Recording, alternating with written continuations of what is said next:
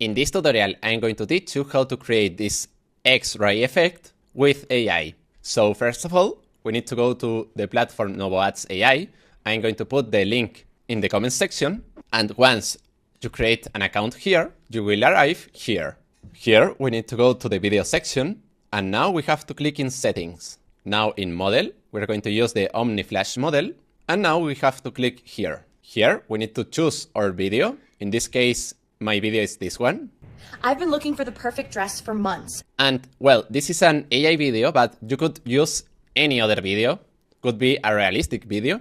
And now we have to click here. And where it says describe your video, I'm going to use the following prompt. Now we have to click this button.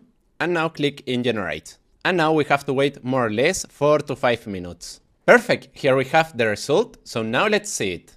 I've been looking for the perfect dress for months. This one has it all. The fit, the flow, the lightweight fabric. It's the best I've ever had. Link in my profile. Well, I don't know what you think, but this effect, I like it a lot. The result looks really cool. So if you want to do a video like this one, remember that the prompt is going to be in the comment section. Actually, I have other tutorials where you can learn to do these other effects. And remember that you can try this platform for just $1. So well, after saying that, see you in the next video.